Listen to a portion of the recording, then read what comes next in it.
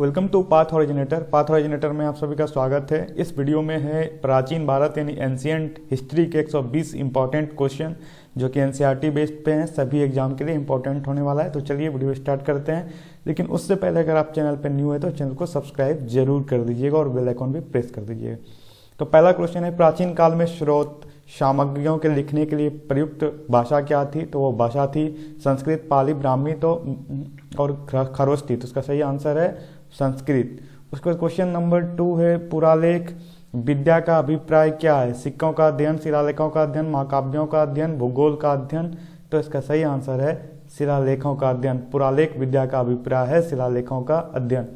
Question number 3 है, महापाषाण संस्कृति जिसमें कि 500 ईसा पूर्व से 1100 ईस्वी तक हमें दक्षिण भारत के उस ऐतिहासिक युग से परिचित कराती है जब महापाषाण काल में उपयोग में लाए जाते थे।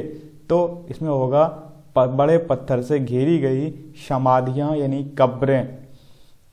क्वेश्चन नंबर 4 है, मानव द्वारा प्रयुक्त पहली धातु थी? तो ये था कॉपर यानी तांबा मानव द्वारा सबसे पहले प्रयुक्त धातु थे। क्वेश्चन नंबर 5 है, कालीबंगन किस प्रदेश में स्थित है? तो इसका सही आंसर हो जाएगा कालीबंगन गुजरात में स्थित है। क्वेश्चन नंबर 6, धातु से बने सिक्के सबसे पहले प्रकट हुए थे? हड़प्पा सभ्यता में, उत्तर वैदिक काल में, बुद्ध के काल में, मौर्यों के काल में। तो इसका सही आंसर होगा सी, बुद्ध के काल में। धातु से बने सिक्के सबसे पहले प्रकट हुए थे बुद्ध के काल में। उसके बाद क्वेश्चन नंबर 7 है, हड़प्पा के लोगों की सामाजिक पद्धति थी उचित समाज समतावादी, दास श्रमिक आधारित, या फिर दो ऑप्शन आपका ऊपर में है, मैं देख लेता हूँ, वर्ण आधारित या जाति आधारित। तो इसका सही आंसर जो है वो होगा हड़प्पा के लोगों की सामाजिक पद्धति थी उचित समतावादी।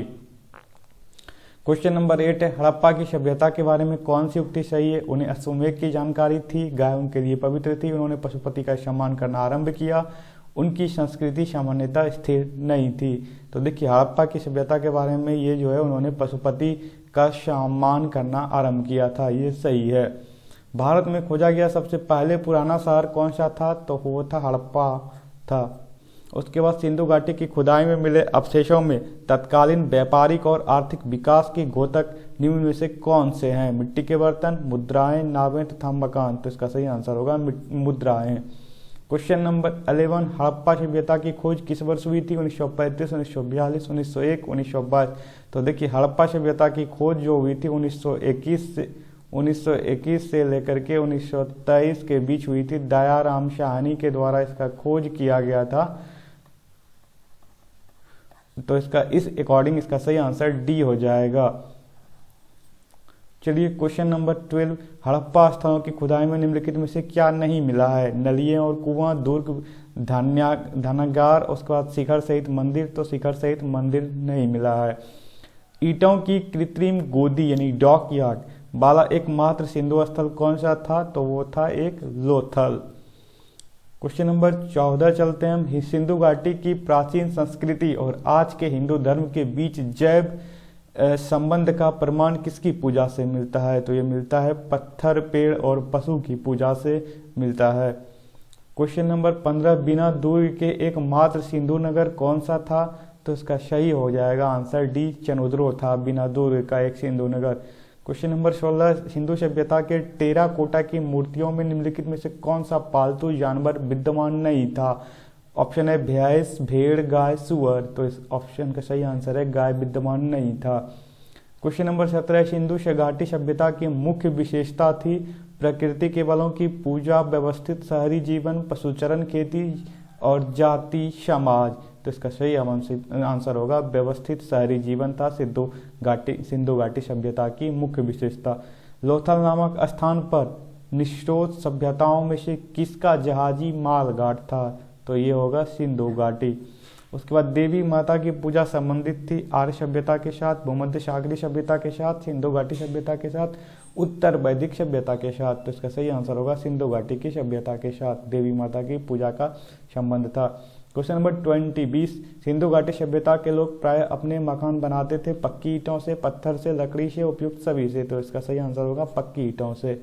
क्वेश्चन नंबर 21, मोहनजोदड़ो में सबसे बड़ा भवन कौन सा है? विशाल स्नानागार, ध्यानागार, स्तंभ हॉल, 2 मंजिला मकान। तो इसका धान्यागार ये होगा। क्वेश्चन नंबर 22, सिंधु घाटी सभ्यता की प्रमुख विशेषता थी नगर सभ्यता, कृषि सभ्यता, मध्यपाषाण सभ्यता, पुरापाषाण सभ्यता। तो इसका सही आंसर होगा नगर सभ्यता। क्वेश्चन नंबर 23, सिंधु घाटी सभ्यता का पतन नगर यानी बंदरगाह कौन सा था? कालीबंगन, लोथल, रोपड़ और मोहनजोदड़ो। तो इसका सही आंसर होगा बंदरगाह जो था वो लोथल था। क्वेश्चन नंबर 24, निम्न विद्वानों में से हड़प्पा सभ्यता का सर्वप्रथम खोज करता कौन था? तो ये हो जाएगा आपका दयाराम साहनी। उसके बाद कोई निम्नलिखित में किस द्रव्य का उपयोग हड़प्पा काल की मुद्राओं के निर्माण में मुख्य रूप से किया गया था? टेराकोटा, कांसा, तांबा और लोहा। तो इसका सही आंसर हो जाएगा टेराकोटा। क्वेश्चन निम्नलिखित में से कौन हड़प्पा संस्कृति के अध्ययन के साथ संबंध नहीं है? चार्ल्स मैसन, कनिंगम, एम व्हीलर, पीएस वत्स। तो इसका सही आंसर होगा पीएस वत्स। हड़प्पा की सभ्यता किस युग की थी? कांस्य युग, नवपाषाण युग, पुरापाषाण युग, लौह युग। तो हड़प्पा सभ्यता कांस्य युग की थी। क्वेश्चन नंबर 28, हड़प्पावासी किस वस्तु के उत्पादन में अग्रणी थे? मुद्राएं, कांसे के औजार, कपास और जौ। तो इसका सही आंसर हो जाएगा कपास। उसके बाद हड़प्पा के निवासी के लिए क्वेश्चन है, हड़प्पा के निवासी कौन थे? ग्रामीण थे, शहरी थे, यायावर यानी खानाबदोश थे, या डी जनजातीय थे? तो हड़प्पा की सभ्यता के जो रहने वाले थे वो शहरी थे। सिंधु घाटी सभ्यता के लोगों का मुख्य व्यवसाय क्या था? तो व्यापार, पशुपालन, शिकार एवं कृषि। तो सिंधु घाटी सभ्यता के लोगों का मुख्य व्यवसाय जो था वो था कृषि। हड़प्पा किस नदी के किनारे स्थित है? तो हड़प्पा रावी नदी के किनारे स्थित है। उसके बाद क्वेश्चन, सिंधी में मोहनजोदड़ो का अर्थ क्या है? तो इसका अर्थ है मृतकों का टीला। किस जिले में मोहनजोदड़ो स्थित है? तो ऑप्शन का ए होगा लरकाना जिला में। क्वेश्चन नंबर 34, किस स्थान पर हड़प्पन समय के रथ की एक प्रतिभा प्राप्त हुई? तो रथ जो मिला था वो दैमाबाद से मिला था। निम्नलिखित में से वह दस्तकारी कौन सी है जो आर्यों द्वारा व्यवहार में नहीं लाई गई थी? मृदुबाण, पोतरी, आभूषण, वदई गोरी यानी काष्ठकारिता, या लोहारगिरी। तो इसका सही आंसर होगा लोहारगिरी, क्योंकि उसमें लोहा का खोज नहीं हो पाया था। निम्नलिखित में से किस वेद में प्राचीन वैदिक युग की सभ्यता के बारे में सूचना दी गई है? तो इसका सही आंसर होगा ऋग्वेद। उसके बाद निम्नलिखित में से कौन सा प्राचीन भारतीय नगर 3 विद्वान संतों कपिल, गार्गी और मैत्रेय का घर था? तो काशी, मिथिला और उज्जैन और पाटलिपुत्र। तो इसका सही आंसर जो है वो होगा आपका मिथिला। यानी क्वेश्चन एक बार फिर से सुन लीजिए, निम्नलिखित में से कौन सा प्राचीन भारतीय नगर 3 विद्वान संतों कपिल, गार्गी और मैत्रेय का घर था? तो ये मिथिला था।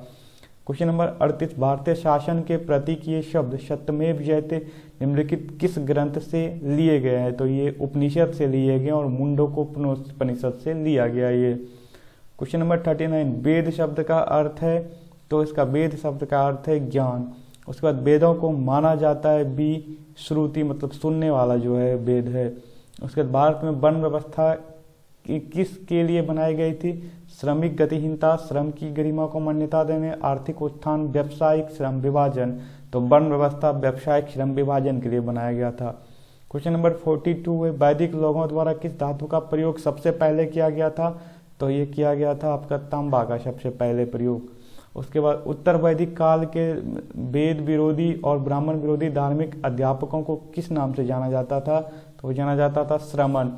क्वेश्चन नंबर 44, भारतीय संगीत का उद्गम किसमें खोजा जाता है? ऋग्वेद की संहिता में, यजुर्वेद की संहिता में, सामवेद की संहिता में, अथर्ववेद की संहिता में। तो ये सामवेद की संहिता में हो जाएगा और सामवेद को ही भारतीय संगीत का जनक कहा जाता है। क्वेश्चन नंबर 45, इनमें से किस फसल का ज्ञान वैदिक काल के लोगों को नहीं था? तो ये तंबाकू का ज्ञान नहीं था, जौ, गेहूं और चावल के बारे में ज्ञान था। क्वेश्चन नंबर 46, प्रारंभिक आर्यों के बारे में निश्रोत कथनों में से कौन सा सही नहीं है?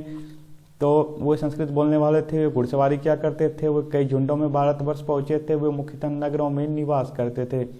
तो कौन सा सही नहीं है? तो देखिए ये प्राचीन प्रारंभिक आर्यों के बारे में ये सही नहीं है, डी नंबर, वो मुख्यतः नगरों में निवास करते थे। वैदिक युग में राजा अपनी जनता से जो कर वसूलते थे उसे क्या कहते थे? तो उसे बलि कहा जाता था। वैदिक आर्यों का प्रमुख भोजन था, तो वो भोजन था दूध और इसके उत्पाद। क्वेश्चन नंबर 14, आर्य अन्य आर्यों के साथ अपने संघर्षों में सफल रहे क्योंकि उन्होंने घोड़ों द्वारा चलाए जा रहे रथों का प्रयोग किया था। क्वेश्चन नंबर 50, आर्य सभ्यता में मनुष्य के जीवन के आयु के आरोही क्रमानुसार निम्नलिखित चरणों में से कौन सा विकल्प सही है? तो ये विकल्प सही है ब्रह्मचर्य, गृहस्थ, वानप्रस्थ और संन्यास। ये 4 जो है आश्रम होते हैं जीवन के, तो उसमें ब्रह्मचर्य, गृहस्थ, वानप्रस्थ और संन्यास ऐसे करके है। तो उसके बाद क्वेश्चन नंबर 51, भारतीय प्रतीक पर उत्कीर्ण सत्यमेव जयते लिया गया है। तो ये मुंडकोपनिषद, उपनिषद के मुंडकोपनिषद से लिया गया है। आरंभिक वैदिक काल में वर्ण व्यवस्था आधारित थी, व्यवसाय पर आधारित थी।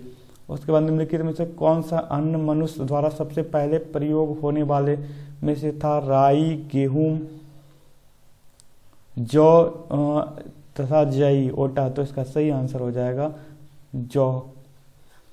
निम्नलिखित में से ऋग्वेद के काल दौरान किसकी जानकारी नहीं थी? संयुक्त परिवार प्रणाली, कृषि, वर्ण व्यवस्था यानी जाति, विवाह प्रथा।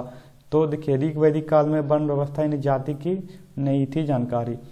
जुरैसिक काल का माना गया पूरी तरह तैयार वृक्ष या फसिल कहाँ पाया गया? तो ये इसका सही आंसर हो जाएगा छत्तीसगढ़।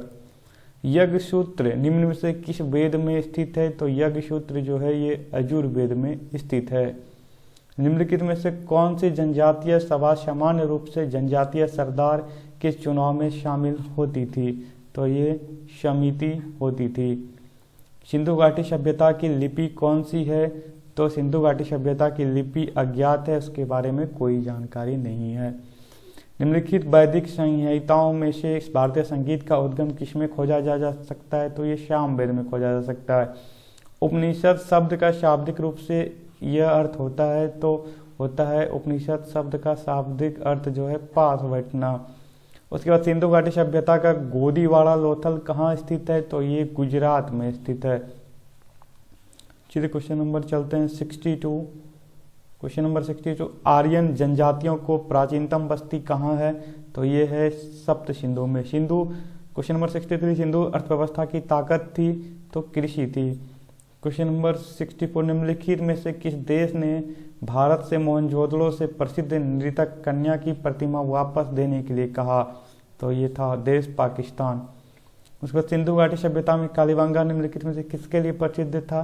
तो डी, मिट्टी के पात्र के लिए प्रसिद्ध था। महाभारत का प्रारंभिक नाम क्या था? तो ये था जय संहिता।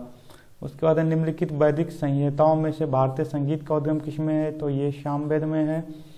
जिस मनीषी यानी पंडित ने दक्षिण भारत का आर्यीकरण किया हुए थे तो हुए थे अगस्त्य पंडित थे। उसके बाद सिंधु घाटी का कौन सा एक स्थल पाकिस्तान में है? तो पाकिस्तान में जो है वो है हड़प्पा। और प्राचीनतम भारतीय सभ्यता का नाम बताइए?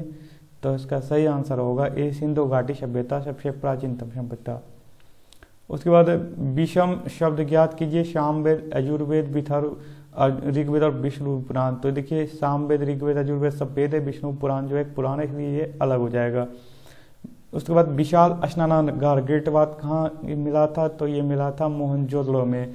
सिंधु घाटी की सभ्यता के लोग किसकी पूजा करते थे? तो ये पशुपति की पूजा करते थे। क्वेश्चन नंबर 74, निम्नलिखित में से कौन एक सिंधु घाटी सभ्यता के खोज करता थे? तो ये थे दयाराम साहनी। निम्नलिखित का मेल कीजिए। तो देखिए मेल करना है आपको। अब ए में है मोहनजोदड़ो, बी में हड़प्पा, सी में कालीबंगा, डी में लोथल, और उधर एक में है स्टेट ऑफ प्रिंसेस, 2 में पतन हो। तो इसका मेल जो अगर आप कीजिएगा देखिए इसका जो हो जाएगा वो हो जाएगा हड़प्पा मोहनजोदड़ो, ए का हो जाएगा ग्रेट बात यानी ए का 4 हो जाएगा। बी का हड़प्पा जो है उसका हो जाएगा 1 स्टेचू ऑफ प्रिस्ट, और कालीबंगन का हो जाएगा हल्के चिन्ह, और उसके बाद डी के हो जाएगा पतन 2 लोथल। तो ए ऑप्शन इसका सही है। उसके बाद क्वेश्चन नंबर 76, उपनिषद क्या है? महाकाव्य, कथा संग्रह, हिंदू दर्शन का स्रोत, कानून की पुस्तक। तो इसका सही आंसर होगा उपनिषद जो है हिंदू दर्शन के स्रोत है। कौन सा वेद धार्मिक अनुष्ठानों से संबंध रखता है? तो ये रखता है यजुर्वेद। उसके बाद क्वेश्चन नंबर 78, निम्नलिखित में से किस वेद में जादू, चमत्कार तथा मंत्र दिए गए हैं? तो ये दिया गया है अथर्ववेद में। जादू, टोना, साप, वशीकरण सब अथर्ववेद में है। उसके बाद क्वेश्चन नंबर 79, सिंधु घाटी की सभ्यता में बृहत स्नानागार या विशाल स्नानागार निम्नलिखित में से किस नगर में पाया गया? तो ये पाया गया आपका मोहनजोदड़ो में। उसके बाद सिंधु घाटी सभ्यता में धौलावीर निम्नलिखित में से किसके लिए प्रसिद्ध है? तो ये प्रसिद्ध है जल संस्करण के लिए। ऋग्वेद में सबसे प्रमुख देवता कौन थे? तो ये थे इंद्र। उसके बाद गौतम बुद्ध ने महापरिनिर्वाण कहाँ लिया था? तो ये लिए थे कुशीनगर, जो कि उत्तर प्रदेश में है। मोहनजोदड़ो और हड़प्पा के अवशेष संकेत देते हैं कि ये शानदार और योजनागत अच्छी तरह से बनाई गई देश थी। तो ये थी व्यापारिक नगरें। वैदिक काल में 8 प्रकार के विवाह प्रचलित थे। इनमें से कौन प्रेम विवाह था? तो गंधर्व विवाह जो होता था उसी को हम लोग प्रेम विवाह भी बोलते थे। उसके बाद सिंधु घाटी सभ्यता में लोथल निम्नलिखित में से किसके लिए प्रसिद्ध था? तो बी बंदरगाह के लिए प्रसिद्ध था। क्वेश्चन नंबर 86 निम्नलिखित में से कौन सा वेद वित्तत्रयी का भाग नहीं है? तो इसका सही आंसर हो जाएगा डी अथर्ववेद। हड़प्पाई स्थल मांडा किस नदी के किनारे स्थित था? तो ये था चेनाब नदी के कारण। क्वेश्चन नंबर किस नदी के निकट ऋग्वेद सभ्यताएं सबसे अधिक स्थित थी? तो ये था सरस्वती नदी के किनारे ऋग्वेद की सभ्यताएं सबसे अधिक स्थित थी। बहुत इंपॉर्टेंट क्वेश्चन है। निम्नलिखित में से किस हड़प्पा केंद्र के बारे में माना जाता है कि मेसोपोटामिया के साथ सीधा समुद्र व्यापार था? तो ये था लोथल। ऋग्वेद का कौन सा मंडल पूर्णतः सोम को समर्पित है? तो ये होगा 9वां मंडल। उसके बाद क्वेश्चन नंबर है 91, भारत का कौन सा क्षेत्र एक समय अवंतिका के नाम से जाना जाता था? तो ये हो जाएगा आपका डी मालवा। उसके बाद निम्नलिखित में से किस हड़प्पा कालीन स्थल से हल्का टेराकोटा प्राप्त हुआ है? तो ये हुआ है बनावली। उसके बाद है निम्नलिखित में से वह शासक कौन था जिसने राज सिंहासन पर बैठने के लिए अपने पिता बिंबिसार की हत्या की थी? तो वो था अजातशत्रु। किस प्रकार मृदभांड यानी पॉटरी भारत में द्वितीय शहरीकरण के प्रारंभ का प्रतीक माना गया? तो इसका सही आंसर जो होगा वो होगा बी उत्तरी काले पॉलिश युक्त बर्तन। क्वेश्चन नंबर 95, राजस्थान में माउंट आबू पर दिलवाड़ों का मंदिर का निर्माण निम्नलिखित में से किस धर्म के अनुयायियों के द्वारा किया गया था? तो ये किया गया था जैन धर्म के अनुयायियों के द्वारा।